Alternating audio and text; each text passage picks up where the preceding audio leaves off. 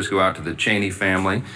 Of course, we've had the loss now of former Vice President Dick Cheney. Scripture is very clear. We give honor where honor is due, and someone who gave their life, loved their country, loved serving their country in so many capacities. As you know, Dick Cheney served as Vice President. He served as a Secretary of Defense. He served as a congressman, of course, from Wyoming, and as the youngest chief of staff to any president in the history of the country.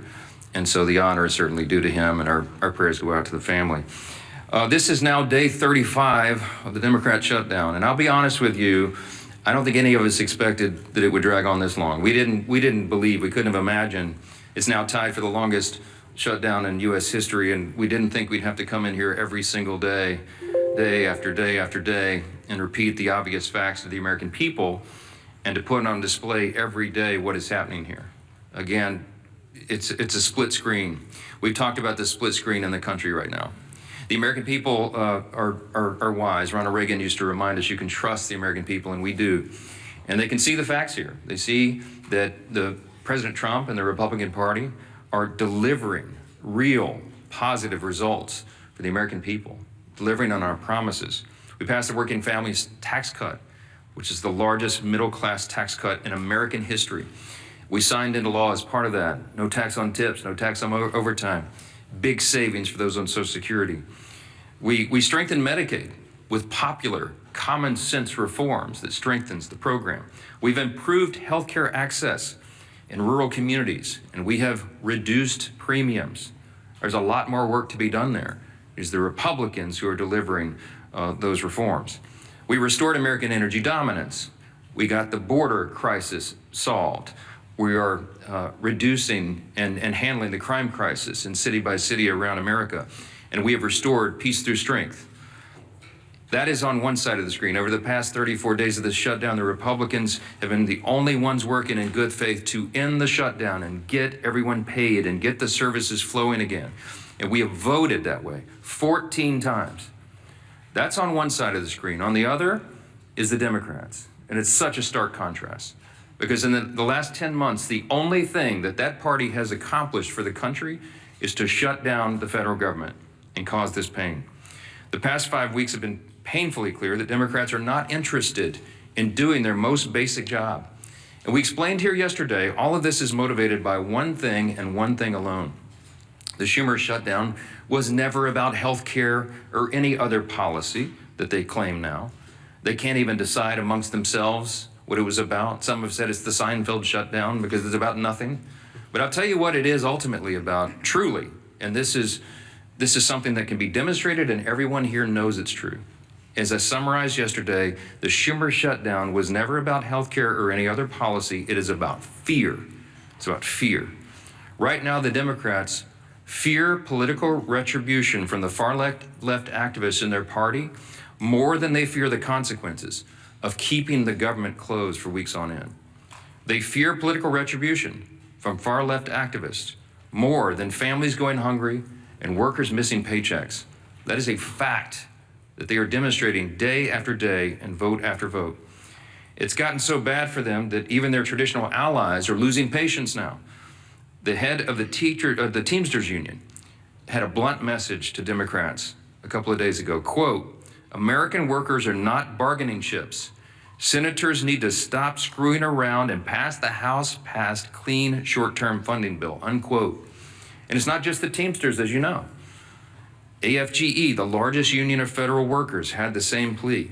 And so did the National Association of Air Traffic Controllers, the Coalition of Airline Pilots Association, the NetJets Association of Shared Aircraft Pilots, the Allied Pilots Association, Southwest Airline Pilots Association, the New York Steamfitters Union. It goes on and on and on. These organizations have traditionally backed the Democrats for decades. That has been true. They represent tens of thousands of working Americans, all these associations together. And now they're calling on the Democrats to drop their partisan demands and reopen the government. Stop inflicting this pain on the American people because you are afraid of your far left base. And how did the Democrats respond to all this? They're gaslighting the American people and even their own base. The truth is the Democrats have lost touch with working Americans because they've simply stopped listening and stopped serving them. And every few months, after leaning harder into their woke identity politics, they commission an expensive study to try to figure out why working class voters have completely abandoned them in the Democrat Party. Here's a recent finding. This is a left-leaning research group that surveyed 3,000 working class Americans. This was published in Politico November 2nd. Quote, this is the finding: working class voters perceive Democrats to be woke, weak, and out of touch, too focused on social issues, and not nearly focused enough on the economic issues that impact everyone every day, unquote. And here's the kicker. They also said working class voters, quote, can't name what Democrats stand for other than being against Donald Trump. Well, good luck with that as a message to the people. Of course, you don't need a months-long study to tell you that Democrats are woke and weak. You simply need to look around. As the Democrats continue to pander to their radical base of affluent progressives, President Trump and Republicans are building a new multi-generational coalition of voters that is grounded in common sense. Since November 2024, Republicans have welcomed record numbers of Hispanic and Latino voters, Black and African American voters, Jewish voters, union workers, young people, all these different segments of the population, and they came in large numbers. People everywhere can see clearly who's fighting and voting here every day and delivering for them. And I'll say this clearly to every hardworking American in any place who's missed a paycheck, anyone who has been made to suffer because the services, the health services you rely upon, or the food and nutrition supplement for your family, anyone who is hurting, you have a home in the Republican Party. You have people here who are elected by their constituents to come and do their job, and they do it. They're voting to support you, to make these programs available, to ensure that the people in need have them. And the Democrats, by stark contrast, are doing the exact opposite. With federal workers entering their 5th week without a full paycheck, Democrats ought to be taking a hard look in the mirror. Will they continue to bend the knee to their radicals who run their party? Or will Democrats finally do something to serve the working Americans they abandoned long ago? If we said here all along and every day, we come in and tell you the same thing. Democrats made the deliberate choice to shut down the government. And only Democrats can put an end to this madness by making the deliberate choice now to reopen the government. Today is a big election day. In these blue states, we certainly hope for a surprise, but I mean, it won't be a big surprise if the front runners, the Democrats, the radicals, win some of these elections. We're watching New York City very closely, as you all know, and so is Chuck Schumer and Hakeem Jeffries. And they're terrified the Marxists are taking over their party, and the evidence today may show that that is true. Now, until Democrats decide to do the right thing, we expect working Americans to continue to flee the Democrat Party and find a home with the Republicans, and we welcome them with open arms, and we'll keep fighting for them every day. And one of the people who is fighting every day and doing an extraordinary job in the cabinet of this administration, this historic administration, that has accomplished more in the first 9-10 months of an administration or Congress than arguably any in history. We have our former colleague and our dear friend who's on the side of American workers, and we'll address that today, Labor Secretary Lori Chavez de Reamer. We're happy to have you. Madam Secretary. Well, thank you, Speaker Johnson, and it's certainly an honor to be here at the Capitol on behalf of this administration and this president. Speaker Johnson, I want to say thank you to you and my former colleagues. House Republicans did their job more than 5 weeks ago by voting for this continuing resolution. How do I know this? Because I did the same thing 5 different times when I was a member of the House. It was one of the easiest votes for me to take, because you do not play games on the backs of the American people. It's the fundamental tenet that they elect you to do, and that is to keep the government open. That's exactly what I did. And now Democrats are not choosing to represent their constituents and the American people. What does a shutdown do? 42 million Americans are going without their SNAP benefits. Air traffic controllers are working around the clock to keep Americans safe, without sleep, without paychecks, and they are required to do their job. Small business owners are not getting $4 billion in small business loans to keep their doors open.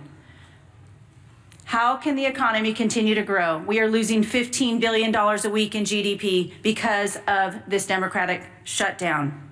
American workers are suffering. Prominent unions are speaking out. Our friend Sean O'Brien, as the speaker said, was at the White House begging Senate Democrats to open up this government. American workers, 1.3 million Teamsters are represented by Sean O'Brien. He mentioned they cannot be used as political pawns. But you know who's being used as political pawns? The Teamsters by these Democrats. Because they will go to the Teamsters and they will ask them for something, and now they're not going to answer that call. They are begging them to open up this government to grow this economy. Other unions as well, manufacturing, building trades, industry-specific skilled trades. It's the workforce that I represent as the labor secretary. Every single day we show up to make sure that they have the tools that they need. We have sent out over $86 million to our respective states in order to upskill and reskill the American workforce. The future of the American economy is on my shoulders, on this administration's shoulders, and the Democrats have stopped all the momentum that we have put in the last 9 months. Registered apprenticeships, the future workforce. Not only are we hurting the current workforce, it's the future workforce. We are trying to educate our young people. We're trying to register 1 million active apprentices across this country. We had almost 250,000 registered, and now that has come to a screeching halt. We're trying to educate our young Americans on AI. Pilot approaches for workforce challenges in AI, the uncertainty. American workers deserve to know that they are going to have a job in this country, and the Democrats have chosen to play those political games. But many of our efforts have been stopped. 13 times they had an opportunity to say yes, just like I did, just like my colleagues have done. Enough is enough. President Trump has done his job. Not only has he leveled the playing field with tariffs, not only has he welcomed great trade agreements, he has worked most recently with South Korea and Japan to bring hundreds of millions of dollars back to this country for the shipbuilding trades. I have been working around the clock to make sure that we can protect our national security for this country, and now that has also come to a stop. We are hurting American workers. We need to get them back to work. We need to grow this economy. We need to get their paychecks back in their hands so they can provide for their families, put gas in their cars, pay their mortgages, turn on their lights. I'm talking to all of you American workers out there. We're here for you. We're going to continue to fight through this shutdown, and I am begging these Democrats to show up, do their job, and open up this government. 35 days is far too long for the American people. Enough is enough. I'd like to turn it over now to my Chairman Wahlberg, Education and Workforce Committee. And again, on behalf of the President, it is an honor to serve him. It is an honor to serve the American people, an honor to get up every single day and do this job for the American men and women of this country who are building back the United States. Thank you. Well said, Madam Secretary. And I've worn out my voice, Mr. Speaker, over the course of the last 5 weeks all across my district, from Lake Erie to Lake Michigan, from Detroit to Grand Rapids, from South Bend to Toledo, Ohio. Getting the message out, the Republicans did what we needed to do to keep this country moving forward. We were willing to negotiate on everything and anything, but do it in a way that doesn't have a punitive impact upon the citizens we are so privileged to serve. And Madam Secretary, we're looking forward to Workforce Pell being initiated and getting more people trained for the workforce for the jobs that we need. And this stutter that's gone on now for 35 days doesn't help us get it up and running well as a result of the One Big Beautiful Bill and what we've done there and many other things for education and the workforce. It's now been over a month since Democrats shut down the government, and the American people are feeling the impacts. Workers and families don't know when they'll receive their next paycheck. Service members and men and women who keep us safe may not be able to feed their families. Air traffic controllers are working double shifts along with TSA that I greeted last night and thanked for working without a paycheck in sight. These are proud Americans who are working hard to keep our communities running, and the Democrats are making sure they won't get paid. The Democrats are making sure they won't get paid. Did I make that clear? We've tried to do that all across the media networks in Michigan, and I think it's working. Similarly, businesses across the country are facing mounting uncertainty.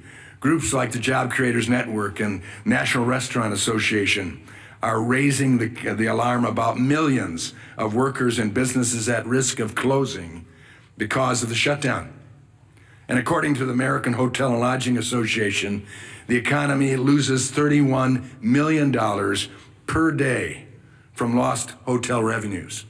Virtually every sector of our economy is hurting because of this foolhardy Democrat shutdown. And since the start of the shutdown, more than 4,800 small businesses have been unable to access the Small Business Administration loans. I've sat with some of those businesses. I've heard their concerns. I've heard their desires to expand their business, but they can't get the applications filled out, further restricting businesses' ability to grow, potentially forcing others to close permanently. What's more, this shutdown has disrupted the data that drives the economy. Jobs, prices, paychecks, the data that guides it all has stopped flowing, and that is hurting workers, families, and job creators. In my home state of Michigan, we're losing more than $360 million in economic activity every week, week upon week. That means every week workers, job creators, and communities lose out on chances to thrive as families struggle to put food on the table. But Democrats don't seem to mind. We've all heard House Democrat Whip Catherine Clark's interview describing the suffering of families as leverage to remote health care to illegal aliens. And then there's the Senate Democrat leader, Chuck Schumer, and his comment that every day gets better for us. How cruel, how unfeeling, how uncaring. Clearly, the Democrats are so wrapped up in DC politics, they've forgotten what really matters, helping the Americans thrive. Now, labor unions, as the speaker pointed out, who overwhelmingly supported Democrat politicians and left-wing causes, are calling for Democrats to vote for the House Republican passed clean continuing resolution. We passed it. We funded government. We didn't shut it down. The American Federation of Government Employees, Steamfitters Local 638, Teamsters, and pilots unions are calling for the government to reopen because livelihoods are being crushed. Our nation's children are being impacted too, and I'm concerned about that. Some Head Start programs, some of those small little seats that I've sat in, hearing about what good work is done for these families and kids. Head Start programs, because of the Democrat unfunding of them, will not receive federal grants despite being the only option for many low-income families. That will lead to disruptions that will force families to go without child care as programs face dwindling funds or go without funding entirety. We funded it in the House. The Senate Democrats need to do the same. If the COVID-19 pandemic taught us anything, it's how bad any disruption to a child's life can be. Long-term school closures exacerbated learning loss and caused skyrocketing truancy. How long do the Democrats need to keep our government shut down before they see the real harm they're doing to Americans' children? The Democrat government shutdown has gone on far too long. And the longer it lasts, the worse things get for the American people. This is the first time in history, if you might be reminded, the first time in history a political party has shut down the government over a clean CR. The Democrat petty partisanship is hurting workers and families across the country.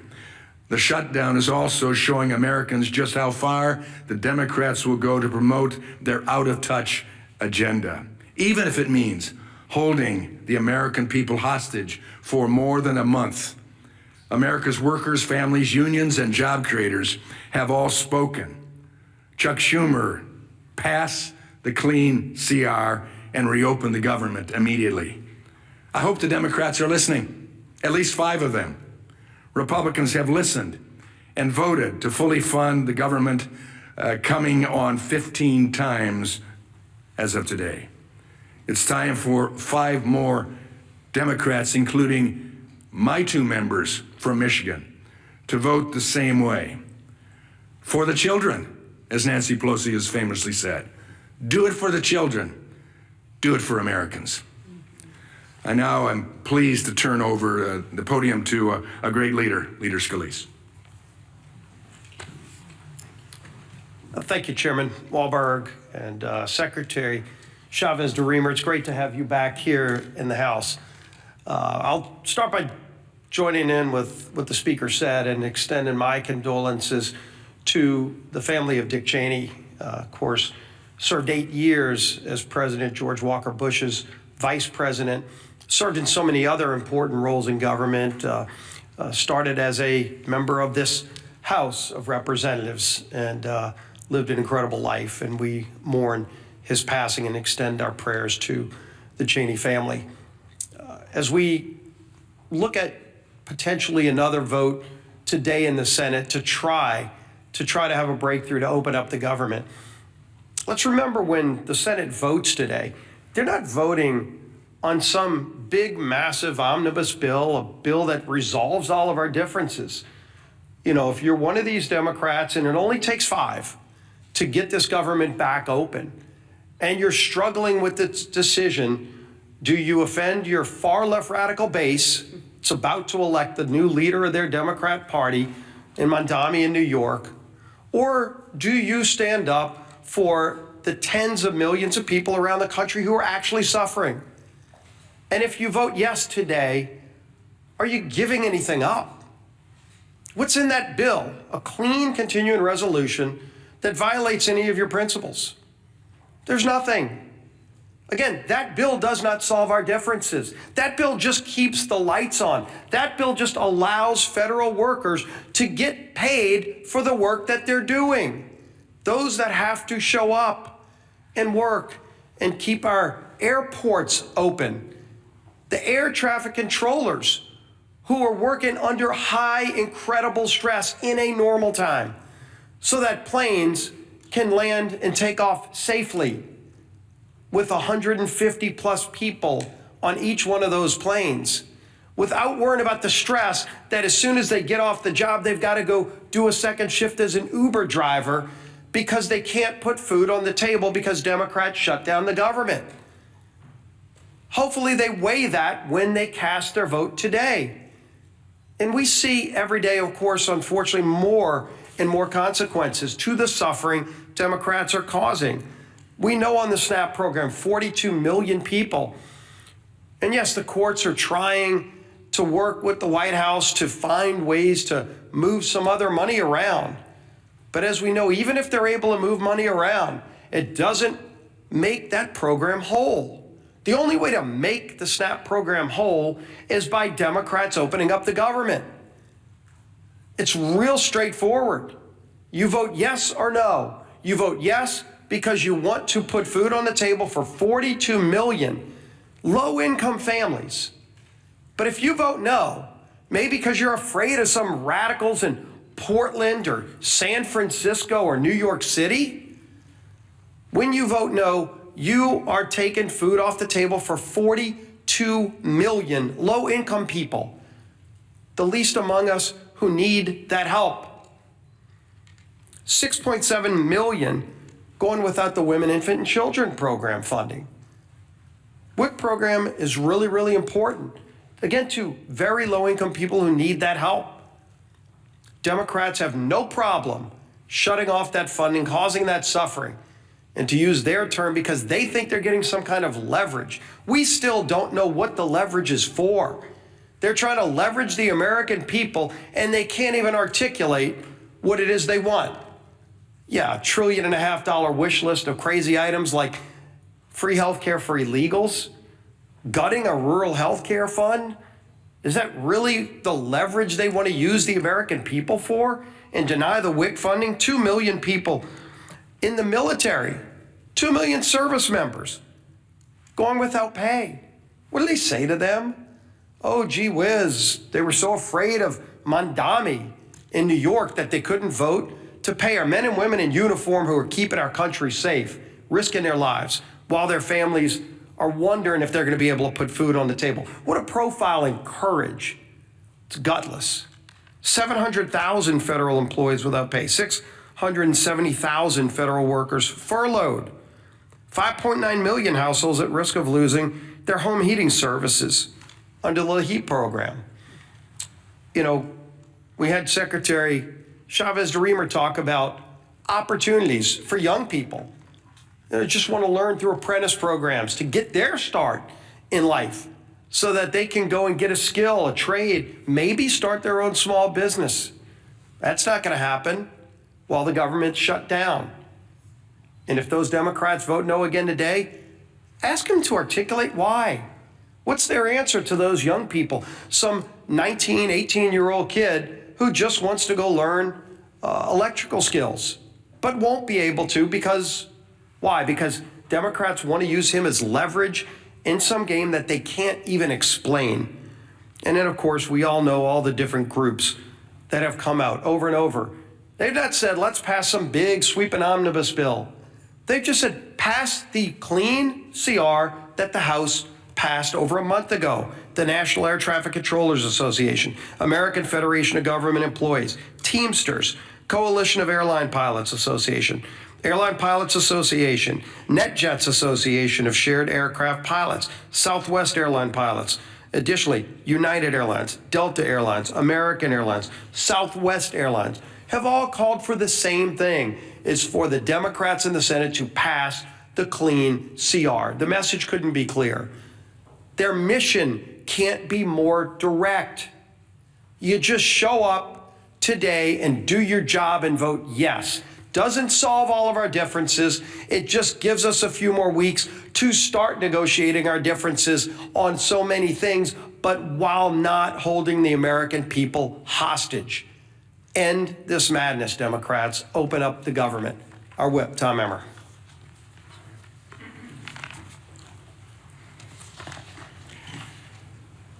The Democrat government shutdown, spanning 35 days and still counting, is now tied for the longest government shutdown in U.S. history.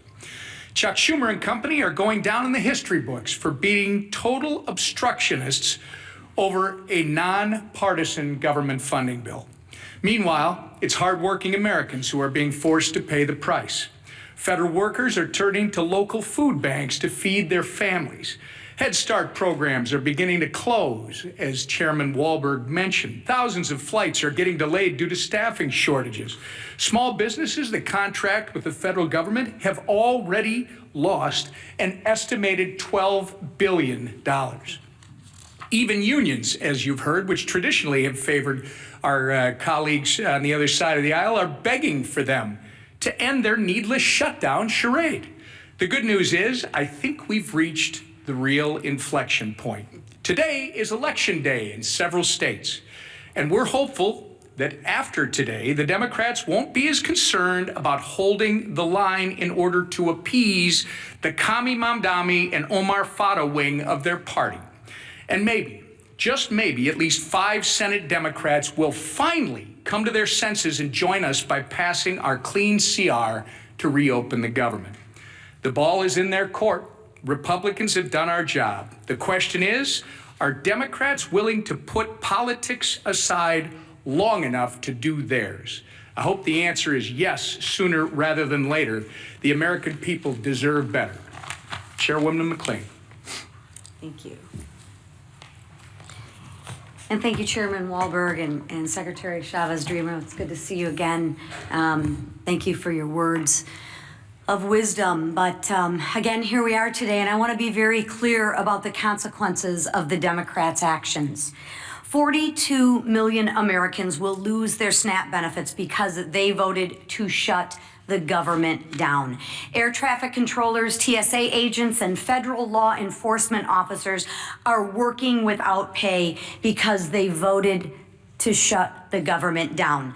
Democrats have weakened our military, threatened families, and held hard-working Americans hostage. Why? All because they voted to shut the government down. And why did they inflict this pain? Because Democrats wanted leverage. Leverage to appease their radical base with more wasteful spending. And don't take my word for it, they've admitted this countless times. They're not even ashamed of this. And today we'll prove it again when the largest federal workers union called on Democrats to end the shutdown. What Democrats do? They still voted no. When air traffic controllers unions asked them to support the clean CR to make sure that the government stayed open, Democrats voted no. And when nearly 500 small businesses and travel organizations warned the shutdown is crushing them, what Democrats do? They voted no.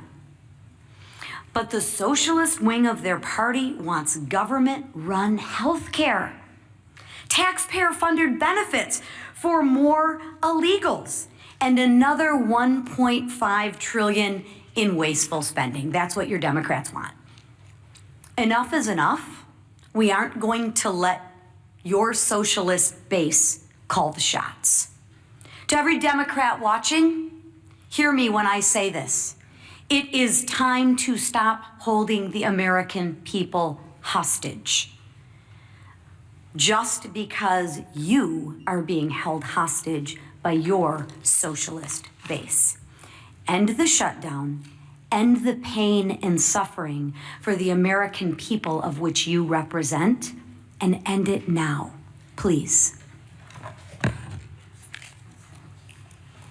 All right, thanks again, Mr. Chairman, Madam Secretary. I know you all are busy. We're glad you're here and grateful to have you. Let's take some questions. Front row, front row. There have been reports of bipartisan talks from senators to reopen the government, to move forward on ACA votes. Are you or other top House GOP members in the loop with these conversations? Are you present in these meetings? No, not present in the meetings. I know about as much about it as you do. I know there are, we hope, we pray, a handful of moderate and centrist Democrats left among the Democrats in the Senate, where the whole country is counting upon them. I have said here, I do not expect that Chuck Schumer or Hakeem Jeffries will ever vote to reopen the government. I don't think that they're willing to face the wrath of the leftist base. They see what's happening in New York City and in their state of New York, and they're terrified by that. I mean, we've made that very clear, and I think the evidence speaks for itself. So we're going above the heads of the so-called leadership, and we are appealing to the consciences of a handful of people in the Senate who want to do the right thing and just stop the pain for the American people. And we pray that today is that day. Maybe tying for the longest shutdown in history is something that they can claim as some sort of success. But it's sickening. It's sickening to see a political game being played. We're not playing a game here. We never were. Back on September 19th, to remind you all again, we passed a clean, nonpartisan CR that's 24 pages in length, had not a single Republican priority on it. Why? Because we did it in good faith, because we didn't want this eventuality to occur. We knew it would be too painful for the people, and that's why we've always done the right thing, as everyone has said over and over. Now they won't, and we all know why. Yes, sir. No.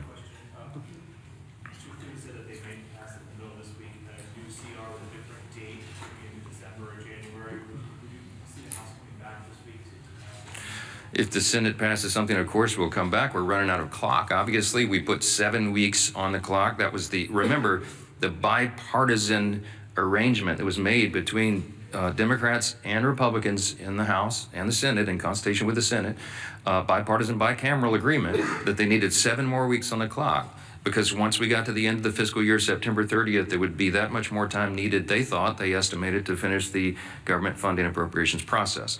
The Democrats have played games, and we've lost so many of those days now. So if they extend it, obviously that logically makes sense to us. I am not a fan of extending it to December because, let's be frank, a lot of people around here have PTSD about Christmas omnibus spending bills. We don't want to do that. It gets too close, and we don't want to have that risk. Well, we're not doing that. We're not doing that.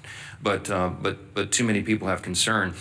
I think putting it into January makes sense, but we've got to obviously build consensus around that. There's some discussion about it. We'll see where it lands. I'm not sure. Scott, real quick. Yeah, Scott. Mr. Speaker, you referenced the passing of Dick Cheney earlier, who was arguably the most powerful vice president in our lifetimes. Obviously, he had a complicated relationship with President Trump in his later years, as did his entire family. But he served, I think, 3, maybe 4 presidents in the White House in some of the top roles. Do you have any personal reflections, or did you have any interactions with Cheney as you were sort of coming up in Republican politics in Louisiana? And do you think, are there any plans for him to lie in the state here at the Capitol where you serve? Well, this all, just was announced this morning, so there's not been any discussion about that yet. My interaction with him personally was limited when I was a freshman in Congress, and the 115th Congress came here in January 2017. One of my classmates was Liz Cheney, and we were in the same class. And I think I met her father for the first time with her personally. And of course, I was honored to meet him. At the time, everybody was aligned on the same page on everything. And I, admired what he had done in Republican politics to that point. And I meant what I said when I came up here and began this morning, that even when we have political differences with somebody later in life, you have to honor the sacrifices and the service they gave to their country. We certainly do that for the former vice president, and our prayers go out to the whole family. So, yeah. You talk about the split screen between the Democrats are doing it, what the Republicans are doing. What about the split screen about the fact that the Trump administration is administering only part of the SNAP program while President Trump is having a gathering party at Mar-a-Lago? I reject the premise of the question. Let me talk about SNAP. Okay. By the way, the president had an annual Halloween themed party every year at Mar-a-Lago. That's what he went back to as obligatory tradition. And I just discount what you're trying to do there. The SNAP benefit is a very important question. The White House has bent over backwards, as we've recounted here every morning, to make sure that Americans' pain is mitigated as much as possible, reduced as much as possible. So we got the troops paid. They made creative solutions for that. The WIC funding for women, infants, and children. And SNAP came to a legal crossroads because the legal analysis said that you could not use the contingency fund if the underlying fund was not flowing. I've explained that into detail here multiple times. 2 courts disagreed. So what did the president do? In good faith, showing again that he's willing to bend over backwards to help the American people when Democrats are not, he went to the court and said, fine, show me how to do it, because we don't see the path. And so the courts have ordered that. They filed a brief yesterday, or some response yesterday in the court, that they'll give as much as is there. Remember, the contingency fund only has roughly $5 billion, and it costs roughly $9 billion for a month of SNAP benefits. So I think the arrangement is they're going to give at least half to everyone. But here's the problem: it's very complex, is that it's administered through the states, and you have to recalculate all the allocations and how the checks go out. It's not, you can't just flip a switch and do that. It's a lot of work that goes into it. So I can tell you that the president is dialed in on this. The president is trying to protect and cover the American people, as he always does. The president is trying to get the government open again. And the Republicans have voted 14 times to do it, and the Democrats have voted 14 times not to do it, to keep the government closed. That's the story. And I don't know why there's any confusion about this at all. They're going to do it again today. My prediction is the Democrats are going to vote for the 15th time to shut their government down, and they're going to look down their noses at the people who are struggling, who's suffering, can't put food on the table, who can't pay their bills because they're playing games over here. It is absolutely unforgivable in my view. And I wish more of you would give them a tougher time. Yes, last one. A question for the Secretary, if I may. I'm just curious if you can kind of tell us what we know about how the shutdown has impacted the labor market. Obviously, with the Bureau of Labor Statistics folks being furloughed, I'm curious what we do know so far about how this has impacted the job market, and if we will really be able to get a full picture, or will it take the shutdown ending for us to be able to get a full picture? Yeah, thank you for the question on the Labor Department, and specifically BLS, the labor statistics, how important those data points are in order for the markets, in order for employers to understand what the workforce is needed. We are not able to release a lot of those reports because we have those furloughed employees. So once the government is open, we will get right back to work in releasing that. We released one report earlier this month because that was required by law, and the CPI, in order to talk about Social Security checks for 2026 that had to be calculated. So we brought some workers back for that, but we will not be able to release the other data points. As far as the Department of Labor goes, as was mentioned, when we're talking about the SNAP program, one of the other programs that we're definitely concerned about, and we've sent letters out to all 50 states, is unemployment insurance. As delivered by those states, that will be the next thing that we have to be concerned about. If people stop receiving their unemployment insurance, will be another detrimental fact to the American workforce. So that is what we're focused on now. We need this government open. We need to get back to work for the American people. The American workers deserve to know where their next paycheck is coming from, and the American economy deserves the American workers there. So yes, this is impacting the labor force. I would imagine we're going to see more and more things every single day that this government is shut down. It is going to affect the American economy. And so we're working hard at the Labor Department to make sure that we can keep everything running that we can. But right now at this point, we're working off the back heels of us, and we have to do everything we can. So it's important to get as many statistics out as we can, but we haven't been able to do so. So we're working hard for the American people. We need this government open to do so and to continue. Thank you. Real quick, do you support ICE raids in districts like Speaker Johnson's district, the Republicans up here on stage, in the agriculture and hospitality sectors? Well, one of the things we focus on is all of the programs in order to support the American people. Certainly, the president has been clear. We secured that border. We're going to continue to work on behalf of this administration to focus on the American people, American first policies, and the American workforce. Thank you. Thank you. What about LSU? Thank you.